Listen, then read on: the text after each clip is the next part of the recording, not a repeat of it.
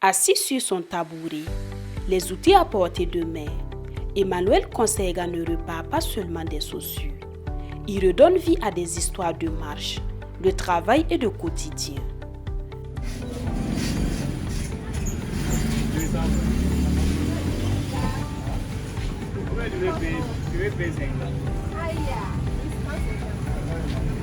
Dans cette échoppe modeste au cœur de Ouagadougou, Emmanuel, concentré sur des gestes précis, de marteau et aiguille, il donne vie à deux vieux sandales. C'est pas simple.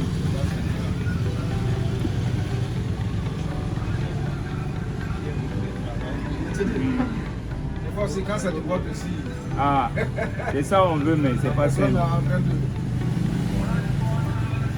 Invisible pour certains, essentiel pour d'autres, il perpétue un métier ancien, fait de modestie, de résilience et de dignité. Cordonnier depuis 18 ans, il a fait de cette passion un savoir-faire forgé par le temps, la patience et l'expérience. Moi, ça fait 18 ans que je suis dans ce domaine. 18 ans de travail, on rend grâce à Dieu. Parce que je nourris ma famille avec ça, même ma moto, même je l'ai payé avec ça. Donc je suis fier de mon travail. Tout comme Emmanuel, d'autres artisans partagent la même passion et les mêmes difficultés. Justin et Yoma, eux aussi cordonniers, insistent sur le caractère indispensable de leurs activités. Le cordonnier fait un travail difficile mais utile à la société, affirme Justin qui cumule une double casquette d'enseignant et de cordonnier à ses heures. La cordonnerie, en tout cas, c'est un métier, tu veux, tu ne veux pas, tu seras obligé à te rapprocher d'un cordonnier. Parce que tu ne peux pas marcher sans chaussures. Et si tu dois marcher sans chaussures, là, je ne sais pas quoi dire. Hein. Voilà. Donc, une fois que tu veux marcher avec chaussures, tu es obligé de te rapprocher à un cordonnier. Ou soit tu as pris une chaussure qui s'est gâtée, tu es obligé de te rapprocher à un cordonnier pour récupérer la chaussure. Donc, la cordonnerie, je peux dire, c'est un métier que tu veux, tu ne veux pas, tu vas t'approcher de la personne en tout cas. Yoma, son collègue renchérit. Le cordonnier doit toujours disposer du nécessaire pour bien faire son travail. Pour se lancer dans la cordonnerie, dans la bonne cordonnerie, il faut avoir des moyens. Avoir des machines. Voilà. Sinon, il y a des gens qui n'ont pas de machines, mais ils courent des chaussures ici. Nous, on est là ici précisément. On a des machines. C'est pourquoi on ne manque pas d'outils. Pour définir mon métier, c'est un travail que moi-même j'ai pris en compte que c'est un travail de ma vie. En fait. C'est un travail qui m'a fait évoluer et puis je me suis lancé dans ça. Dans un contexte où l'on jette à la moindre usure, la cordonnerie réapparaît comme une alternative écologique et économique. Mais au-delà de l'économie, c'est un geste qui traduit une certaine philosophie de vie, prolonger l'existence des choses plutôt que les abandonner. Ce métier est très important de nos jours ici. Genre, tout le monde a besoin des chaussures. Tout le monde a besoin de nouvelles chaussures. Quand la personne porte pour sortir là, tout le monde l'apprécie. Il y a des gens qui prennent les chaussures jetées, mais ils ne connaissent pas que quand ils amènent vers les cordonniers, ils peuvent récupérer. Emmanuel, lui, va encore plus loin. Il ne se limite pas aux chaussures. Sa passion pour le football l'amène à réparer aussi des ballons de football crevés, offrant ainsi un service inattendu mais précieux aux jeunes du quartier. Moi, je suis fort dans le ballon. Beaucoup de gens me connaissent dans le ballon. Si le ballon la perd seulement, je peux le coller et puis le faire rentrer et puis bien pomper et à nous aller. Justin, de son côté, s'essaie même à la fabrication artisanale, preuve de la créativité qui accompagne ce métier. Cette chaussure, c'est ça que j'étais en train de reproduire tout de suite. C'est la peau là, j'étais en train de faire la peau. Et ça, c'est déjà même une commande. Donc la personne viendra d'ici 2 heures de temps pour récupérer. Ça, ce sont des babouches que nous confectionnons ici. Ça, c'est de couleur noire avec un design. Voilà. Ça, c'est aussi babouche de couleur blanche. Ça, ce sont des nu-pieds pour les femmes que j'ai aussi confectionné. J'ai fait ça en plusieurs modèles, hein. Ce n'est pas l'unique modèle. Voilà, il suffit seulement de me présenter le modèle que vous voulez seulement. Je peux vous reproduire ça pour faire la coupe. Et ça, ce sont également des babouches que je suis en train de confectionner. Ce n'est pas encore fini, donc il me reste à faire la finition. Et ça, c'est par exemple une paire de chaussures que quelqu'un a payé sur le marché et la personne a ramené pour que je puisse lui reprendre. Parce que ce qui était fait n'était pas vraiment ça, ça ne tenait pas. Or, c'est une chaussure qui lui est coûtée. Voilà, donc je suis en train de récupérer la chaussure, de remonter encore pour que la personne puisse reporter. Pourtant, malgré son utilité, la cordonnerie reste souvent sous-estimée au Burkina Faso.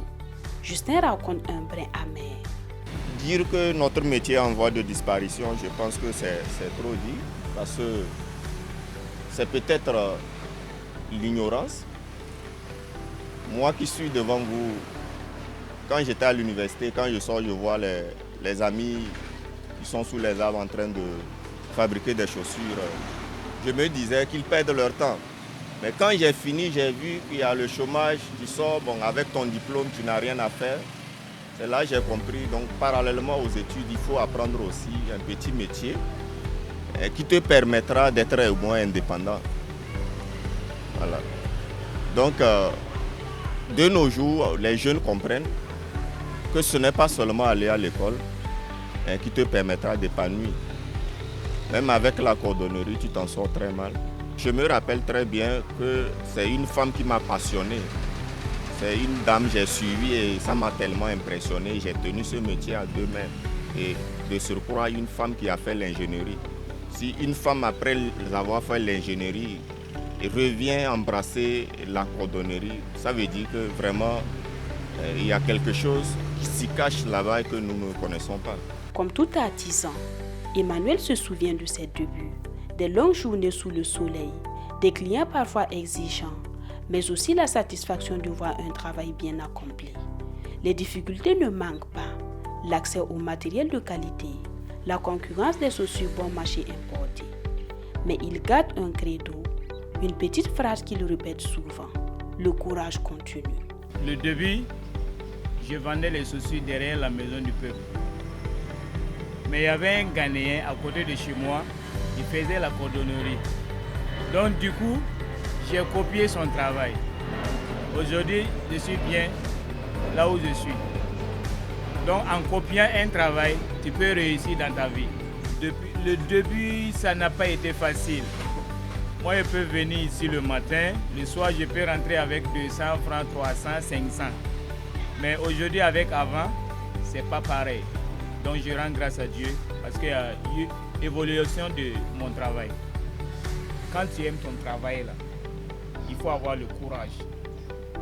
Sinon, souvent, tu peux sortir, il n'y a pas un client. Mais tu sors aujourd'hui, il n'y a pas un client.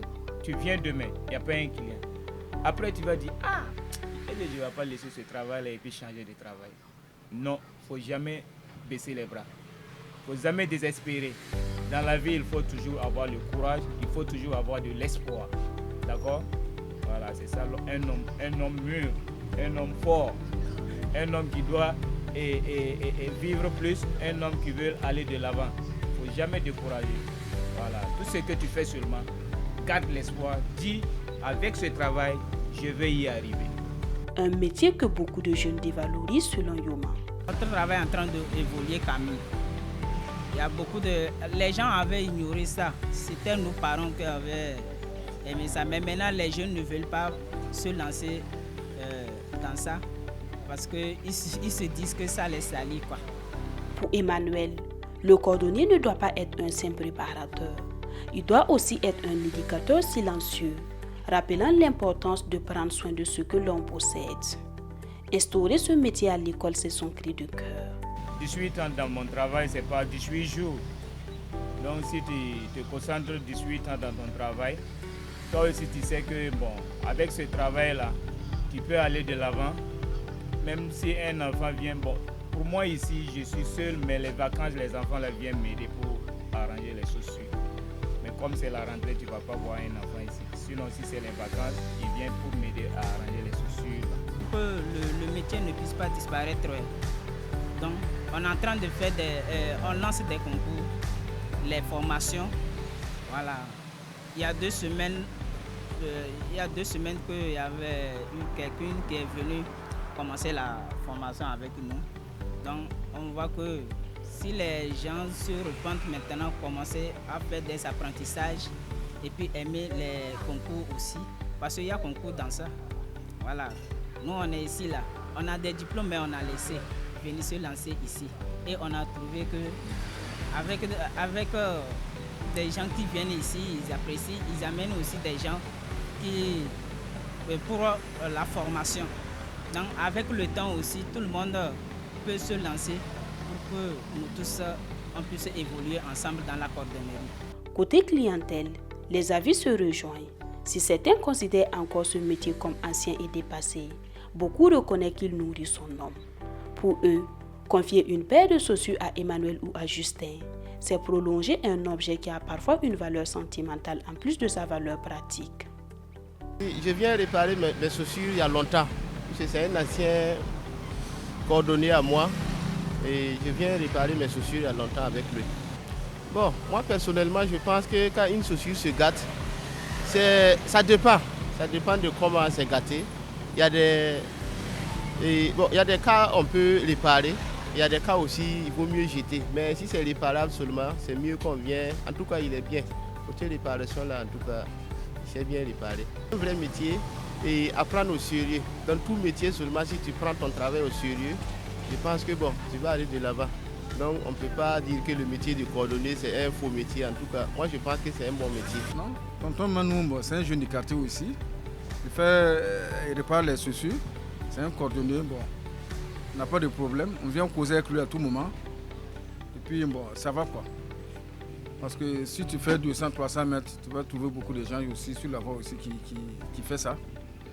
Non, je ne pense pas que... C'est un vieux métier, mais bonne disparition là, je ne pense pas. Parce que si ta chaussure gâte là, il faut forcément lui donner un cordonnier. Tu ne peux plus retourner à l'usine pour réparer. Il faut chercher un cordonnier. Ouais. Moi je viens, je cire mes chaussures ici, je repars, il travaille bien et il n'a pas de problème. Ça fait 2e fois qu'on est venu ici, mais ce n'est pas moi qui est venu, c'est ma tante qui est venue réparer. Elle a dit qu'elle répare bien. Donc c'est pour ça qu'on est venu avec les 3 chaussures là pour réparer. En tout cas, c'est bien. Notre travail là, c'est bien.